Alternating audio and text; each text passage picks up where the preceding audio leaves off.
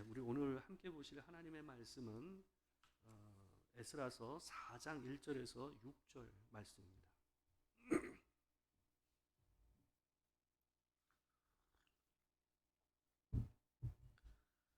에스라서 4장 1절에서 6절 말씀입니다. 여러분하고 저하고 함께 교독하도록 하겠습니다. 제가 먼저 봉독하겠습니다. 사로잡혔던 자들의 자손이 이스라엘의 하나님 여호와의 성전을 건축한다 함을 유다와 베냐민의 대적이 듣고 스룹바벨과 족장들에게 나와 이르되 우리도 너희와 함께 건축하게 하라. 우리도 너희 같이 너희 하나님을 찾노라. 아수르 왕 에사라돈이 우리를 이리로 오게 한 날부터 우리가 하나님께 제사를 드리노라 하니 스룹바벨과 예수아와 기타 이스라엘 족장들이 이르되 우리 하나님의 성전을 건축하는데 너희는 우리와 상관이 없느니라. 바사왕 고레스가 우리에게 명령하신 대로 우리가 이스라엘의 하나님 여호와를 위하여 홀로 건축하리라 하였더니 이로부터 그 땅 백성이 유다 백성의 손을 약하게 하여 그 건축을 방해하되 바사왕 고레스의 시대부터 바사왕 다리오가 즉위할 때까지 관리들에게 뇌물을 주어 그 계획을 막았으며 또 아하수에로가 즉위할 때에 그들이 글을 올려 유다와 예루살렘 주민을 고발하니라. 아멘. 우리 오늘은 에스라서 4장 1절에서 6절 말씀을 가지고 회복의 걸림돌 방관자라는 제목으로 하나님의 말씀을 전하도록 하겠습니다. 여러분, 임진왜란 시에 우리나라가 이 조선이 나라를 빼앗기지 않고 버틸 수 있었던 그 요인은 참 다양한 요인이 있을 겁니다. 뭐 의병이라든지 또 다른 장수나 이런 얘기를 할 수 있겠지만 그 중에서 빼놓을 수 없는 요인 중에 하나는 뭐냐면 이순신 장군이 아닌가 하는 생각을 해봐요. 이순신이라는 이 걸출한 장수가 이 나라에 있었기 때문에 이 조선이 그때 무너지지 않고 나라를 유지할 수 있었다라고 누구나 그렇게 생각하지 않나 하는 생각을 봅니다. 근데 이 이순신 장군이 이 정작 왜구와 싸우면서 겪은 고난보다 그 당시에 우리가 알다시피 이 선조 임금과 또한 그 주변에 있었던 이순신의 정적들로 인해서 이 보이지 않는 전쟁을 더 심각하게 했다라는 것을 우리가 다 알고 있습니다. 어떤 면에서는 외구와 싸우는 일보다 이 내부의 이 정적들과 대결을 하면서 문제를 이겨내는 것이 훨씬 더 이순신 장군한테는 어려운 문제가 아니었는가 하는 생각을 해보게 됩니다. 제가 예전에 읽었던 소설 중에 어떤 게 있었냐면 김현의 카레 노래라는 소설이 있습니다. 매우 이 김현 씨가 쓴 글들은 굉장히 화려하잖아요. 이 소설을 보게 되면 카레 노래에서 그 내용을 보면 이 사람이 어떤 얘기를 하냐면 이순신이 칼로 벨 수 없는 내부의 적으로 인해서 힘들었다라는 그런 표현을 써요. 그 아주 독특한 표현을 씁니다. 칼로 벨 수 없는 내부의 적이라는 거죠. 외구는 칼로 벨 수가 있잖아요. 근데 내부에 있는 이 적은 벨 수가 없었던 거죠. 그로 인해서 이순신이 훨씬 더 고뇌했던 장면들을 이 김현이 잘 묘사를 한 것 같아요. 여러분, 이스라엘이 하나님 앞에서 회복되는 과정에서도 안과 밖으로 걸림돌이 많았습니다. 안으로는 이 귀환한 이 사람들 안에서 그들 각자가 귀환할 때에 가졌던 목적이 달라서 생기는 동상이몽의 문제가 이 공동체를 굉장히 힘들게 했습니다. 회복을 더디게 했습니다. 우리는 몇 주에 걸쳐서 계속해서 이 에스라서를 봤습니다. 그래서 이미 그 공동체 수많은 사람이 수만 명이 이 귀환을 했지만 그들 가운데 진짜 참된 하나님의 회복을 꿈꾸고 그것을 마음에 품고 온 사람은 불과 그렇게까지 많지 않았다라는 것을 우리가 봤습니다. 외부적으로도 이 유다 백성들의 이 회복을 막는 여러 요인이 또 있었습니다. 귀환 후에 17년 동안 두려움으로 사로잡혀서 성전을 재건하는 일을 하나도 할 수 없었던 것을 우리가 지난주에 보지 않았습니까? 지난주에 우리가 이제 3장 3절을 보게 되면, 함께 봤던 그 3장 3절 내용을 보게 되면 이런 표현이 있었습니다. 무리가 모든 나라 백성을 두려워하여 제단을 그 터에 세우고 그 위에서 세웠다라는 말이 나와요. 여러분, 포로 귀환한 유다 백성들은 귀환해서 이 하나님께 제사를 드리려고 했지만 이 편한 마음으로 예배할 수가 없었어요. 왜 그러냐 하면 그들을 바라보던 주변 사람들, 주변 민족들의 반응과 태세가 살벌했기 때문에 그렇습니다. 여러분, 이스라엘의 회복은 이미 100년 어간 동안 이스라엘이 포로로 끌려간 이후부터 이 땅을 갖다가 정착해서 살아가고 있었던 다른 민족에 의해서 이미 이 사람들은 어떻게 되어 있었습니까? 이 땅의 주인 행세를 하고 있었던 사람들이 있었어요. 그러다 보니까 이미 자기가 100년간 주인 행세하며 살았는데 그런 이스라엘이 다시 포로로 귀환을 한다라는 소식을 접하면서 어떻겠습니까? 이 사람들의 마음은 바빠지기 시작하는 거죠. 민감해질 수밖에 없는 거예요. 그래서 이스라엘 회복은 어떤 면에서 이미 정착되어 있었던 사람들한테는 뭐가 됐을까요? 위협이 되는 거예요. 그들한테. 그래서 오늘 본문은 3장에 나오는 이스라엘 안에 있었던 두려움이 어떻게 생겨났는지를 조금 더 구체적으로 표현해 주는 내용이 바로 이 4장에 담겨져 있습니다. 4장 1절을 갖다 보시게 되면 이 사로잡혔던 자들의 자손이 이스라엘의 하나님 여호와의 성전을 건축한다 함을 유다와 베냐민의 대적들이 듣게 되었다라는 내용이 나옵니다.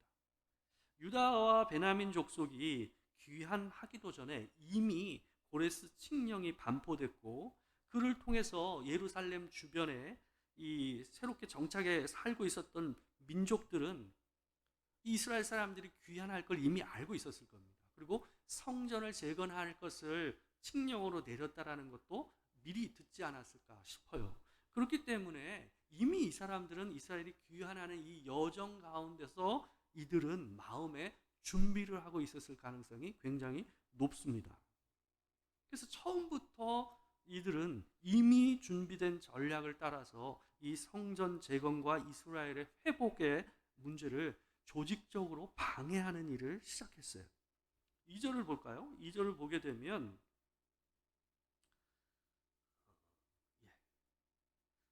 2절을 보면 이들은 성전 재건의 지도자들을 찾아와서 이 성전 재건 공사에 자신들도 동참하게 해달라고 하는 내용이 이 오늘 본문 4장 2절에 나옵니다. 그들이 이 사역에 이 공사에 동참하게 해달라고 하면서 제시했던 이유가 두 가지였습니다. 첫 번째는 뭐예요? 너희 자신들도 너희같이 하나님을 찾는 사람이다 라고 얘기하는 거예요.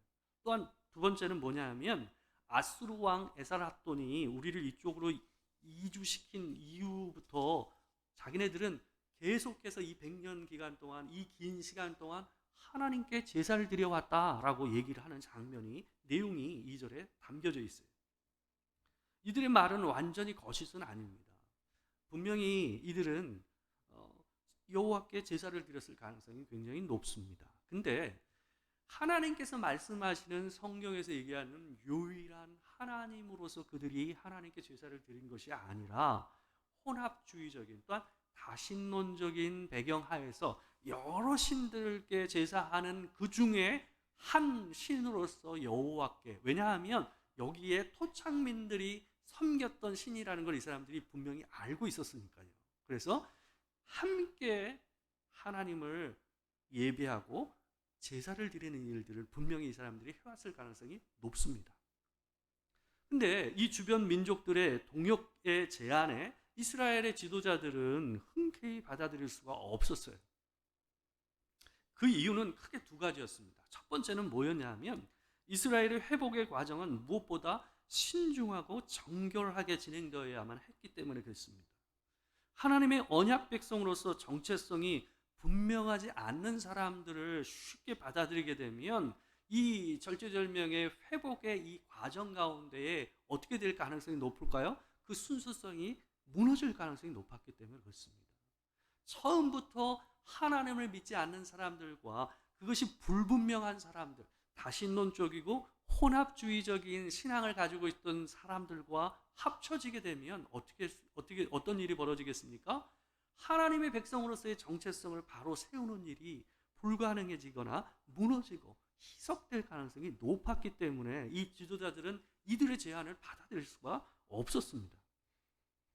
이들은 2장에서 우리가 봤던 걸로 보면 2장 59절 있는 데를 보시게 되면, 그리고 62절에서 63절을 보시게 되면, 처음 귀환했을 때 이 사람들 함께 했던 사람 중에서 어떤 사람들이 있었냐 하면, 자기가 이스라엘 사람이라는 것, 유대인이라는 것을, 순수한 혈통의 유대인이라는 것을 증빙할 수 있는 족보가 없는 사람들이 있었어요.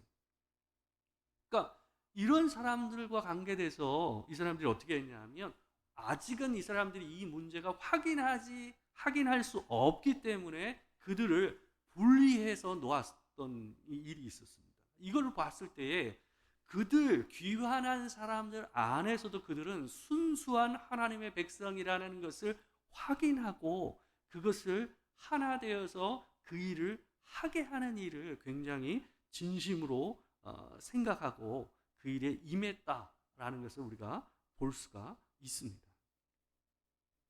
그만큼 이 사람들은 이 회복의 문제를 아주 하나님 앞에서 진실되고 분명하게 하려고 노력했었던 것입니다.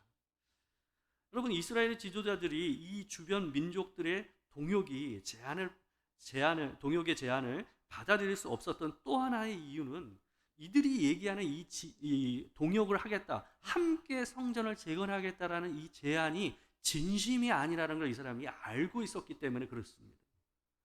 만약 그들이 진정으로 하나님을 믿기로 한 이방인이었다 한다면 의뢰에 그들은 그들을 받아들였을 가능성이 높습니다.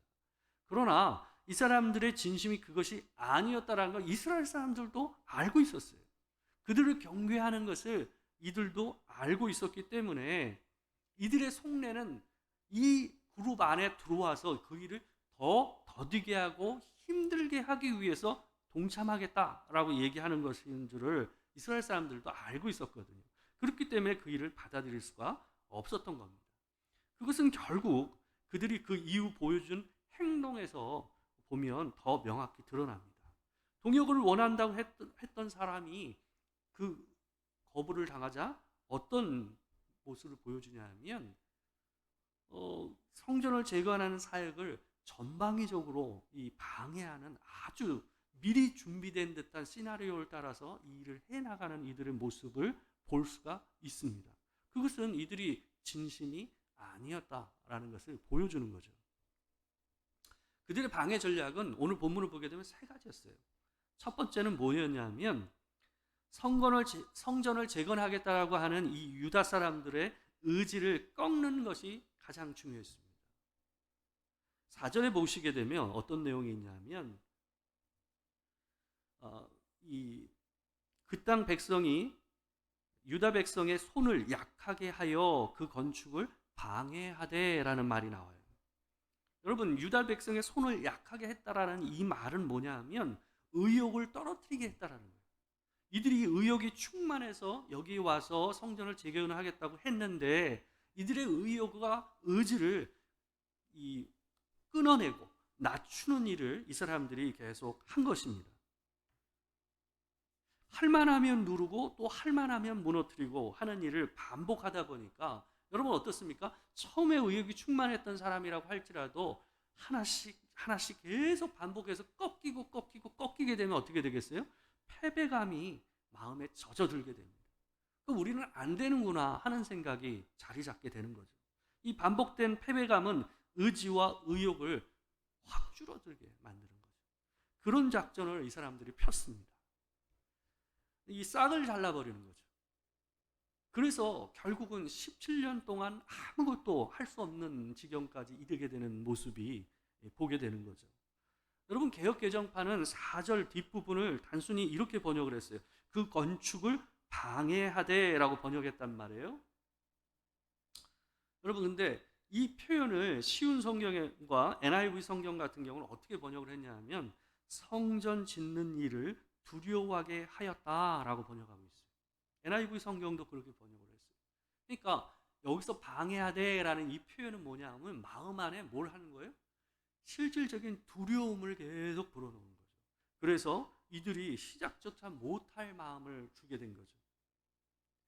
그래서 단순히 이들이 위험만 가한 것이 아니라, 그걸 못하게 하는 위험만 가한 것이 아니라 실질적인 물리적인 어떤 압박을 가한 것 같아요. 그래서 여러 번에 걸쳐서 그들을 위협하고 실질적인 무력을 사용함으로 인해서 이들이 계속해서 마음 안에 패배감과 이 더불어서 이 두려움이 쌓여가는 그런 상황이 벌어졌던 것입니다.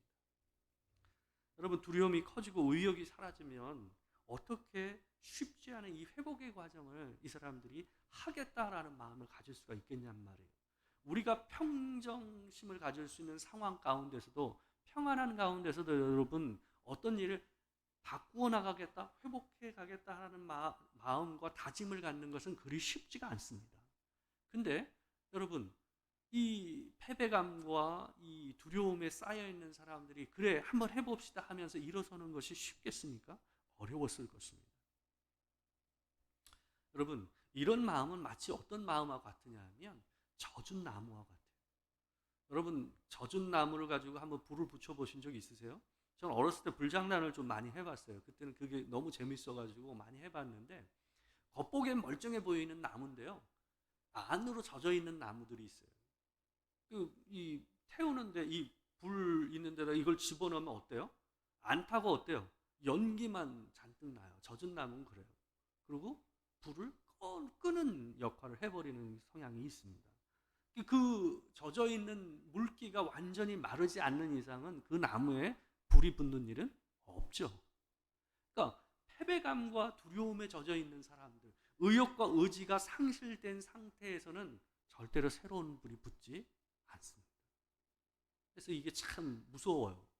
마음 안에 이런 마음들이 많이 차기 시작하면 회복하는 일이 굉장히 어렵습니다. 그래서 교회가 회복하는 일에 있어서 이런 마음을 극복하는 것이 매우 중요하다라는 것을 많이 느낍니다. 그리고 이 사람들이 방해했던 또 하나, 이 두 가지 더, 두 번째와 세 번째는 하나로 묶어져 있습니다. 이건 뭐냐 하면, 이스라엘의 대적자들은 정치적인 방법으로 이스라엘의 회복을 방해했습니다. 그 하나가 뭐냐 하면 5절과 6절에 나오는데요, 여기 보게 되면 그 주변 가나안 일대를 갖다가 다스리는 관리들에게 뇌물을 먹인 거예요. 뇌물을 먹여가지고 뭘 한 거예요? 이들이 하는 일을 계속해서 이 관리들이 방해하기 시작하면 어려워지잖아요. 그러니까 요즘도 뭐 어떤 건축을 하려고 하면 공무원들이 뭔가를 걸게 되면 어떻게 됩니까? 어려워지잖아요. 그러면 공사를 멈출 수밖에 없잖아요. 그러니까 그와 같이 관리들에게 뇌물을 먹여서 그 공사를 못하도록 계속하고 이 지연시키는 일들을 반복했던 거예요. 더불어 또 하나 뭘 했냐 하면, 아하수에로 즉위할 때에 그들이 글을 올려 유다와 예루살렘 주민을 고발했다라고 나오거든요. 이건 뭐냐 하면 왕에게 상소를 올린 거예요. 아주 구체적이고 그 당시 왕의 정치적인 상황에 맞는 상소를 이 사람들이 작성해서 올렸어요. 7절 이하를 보게 되면 그 상소의 내용들이 나오는데요, 아주 기가 막힙니다. 너무너무 상소를 잘 썼어요. 그 당시 왕이 가지고 있었던 고민과 이스라엘의 문제를 딱 접목을 시켜가지고 상소를 쓴 거예요. 그래서 반란으로 인해서 고민하고 있었던 왕들에게 어떻게 얘기하냐면, 유다 백성들은 언제나 반란을 꿈꿀 수 있는 사람들이다. 유다 백성이 세거든요. 기질이 세서 옛날에 반란을 많이 일으켰고 이집트에서도 계속해서 반란이 일어났었기 때문에 그 길목에 있었던 이스라엘이 회복되는 것은 왕에게 별로 좋은 일이 아니다라는 것을 어필하는 상소를 올린 거예요. 그러다 보니까 어떻게 됩니까? 이 왕이 그 건축을 못하게 멈추게 하는 일이 일어나게 되는 겁니다. 여러분, 이와 같이 다양한 방식으로 이 사람들은 매우 전략적으로, 그러니까 멀리 있는 왕과 조금 더 가까이 있는 관리와 그 다음에 자기네들이 직접 방해함으로써 이 일을 막는 일을 해서 이들을 성전의 재건과 이스라엘 회복을 못하게 했던 것입니다. 여러분, 5절에 보시게 되면 5절에 보시게 되면 이런 말이 나와요. 이런 일을 바사왕 고레스의 시대부터 바사왕 다리오가 즉위할 때까지 했다라고 얘기되어 있거든요. 근데 이거는 17년 기간을 얘기하는 거예요. 17년인데 근데 실질적으로 그 뒤에 나오는 상소와 관계돼서 아수에로 왕과 아닥사스다 왕이라고 표현된 그 왕들은 그 이후 훨씬 지난 왕들이에요.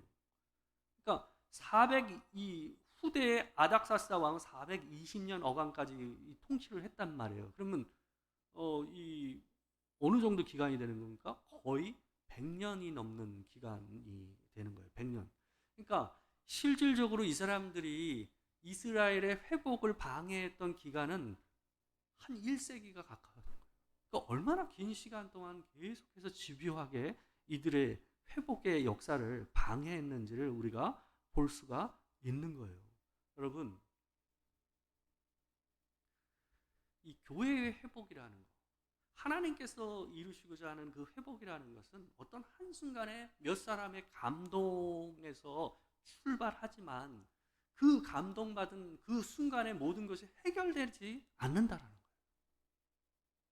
계속해서 오랜 기간 동안 하나님을 믿는 믿음을 가지고 또 한 사람의 리더가 나오고 또 한 사람의 리더가 나오고 그와 더불어서 함께 힘을 합치는 사람들이 나와서 그들이 견디고 견딤으로써 그 일을 극복해서 그 회복의 역사는 이루어져 왔다라는 것을 우리가 오늘 본문을 통해서 우리가 볼 수가 있다라는 거예요.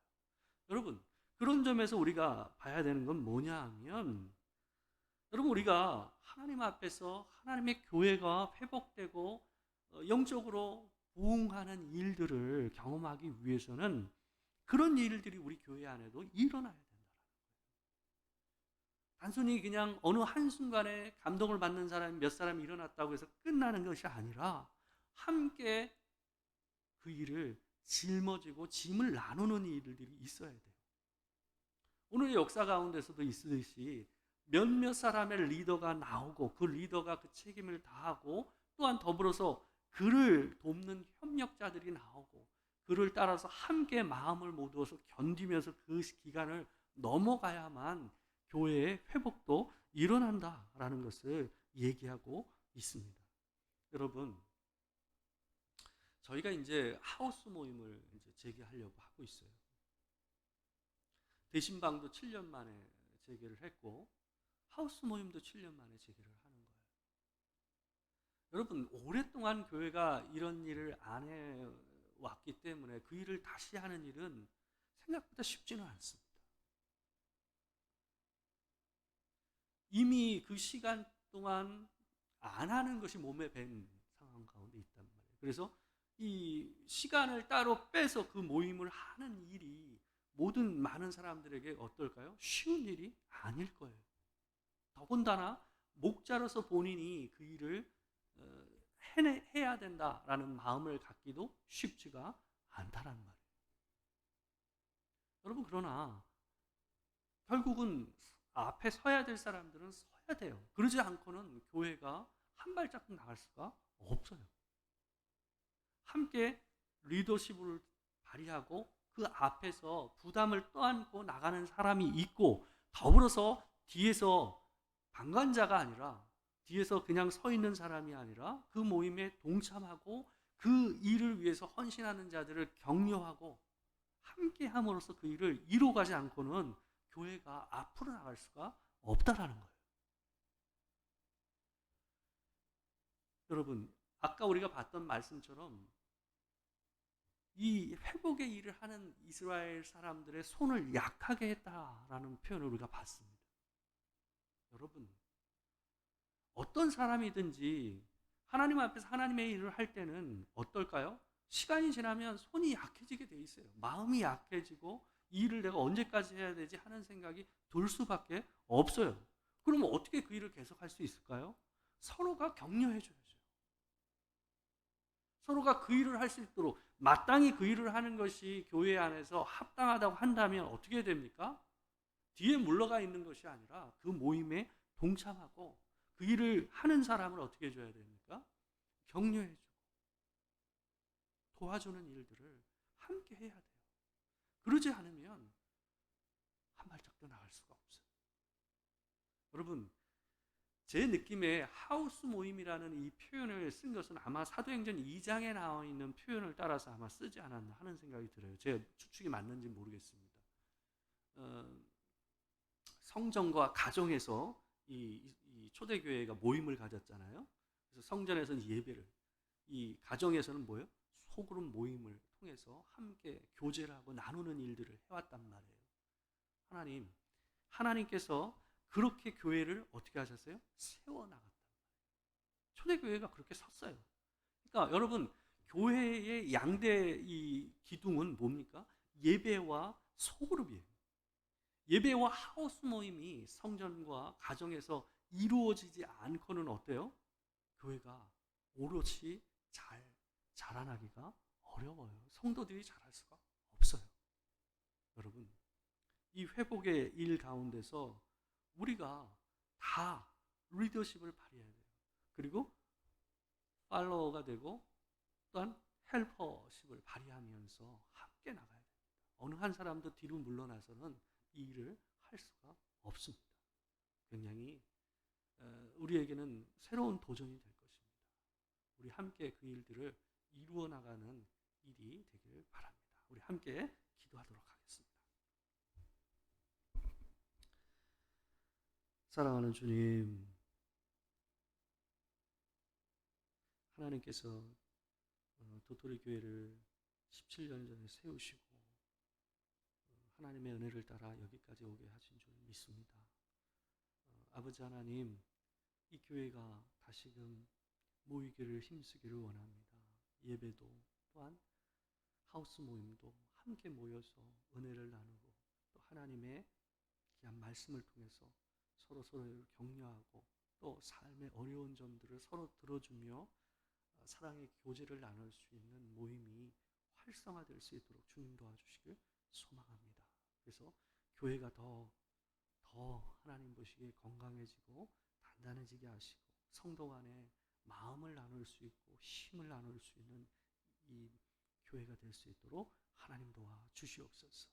자리마다 하나님의 사람들이 세워지게 하시고 하나님의 역사를 감당할 수 있도록 주님 인도하여 주시옵소서. 서로 격려하며 손을 강하게 하는 귀한 공동체 되게 하시길 소망하옵고, 지금은 우리 주 예수 그리스도의 은혜와 아버지 하나님의 크신 사랑과 성령의 교통하심, 진실로 하나님 앞에서 참으로 교회를 함께 세워가기를 소망하며 앞장서길 원하는 성도들과 모든 사람들 가운데 지금으로부터 영원토록 함께 하시기를 축원하옵나이다. 아멘.